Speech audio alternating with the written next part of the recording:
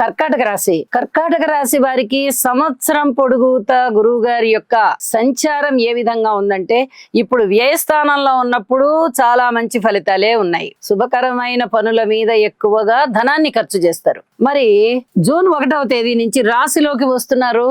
ఉన్నతమైన వ్యక్తిత్వంతో ఉంటారు, సన్మాన సత్కారాలు అందుకుంటారు, మంచి మాట తీరు బ్రహ్మాండంగా ఉంటుంది, విద్యలు చాలా బాగుంటాయి, విదేశీ యానాలు ఉంటాయి, అన్నదమ్ముల సహాయ సహకారాలు బ్రహ్మాండంగా అందరూ సహకరిస్తారు. అన్నదమ్ములు ఒక్కరే అని కాదు, అందరూ సహకరిస్తూ ఉంటారు. భార్యాభర్తల అనుబంధం బాగుంటుంది, పబ్లిక్ రిలేషన్స్ బాగుంటాయి, అనుకోని విధంగా ధనము చేతికొస్తుంది. ఎన్ని రకాలుగా మీరు బాగుండాలో అన్ని రకాలుగాను బాగుంటారు.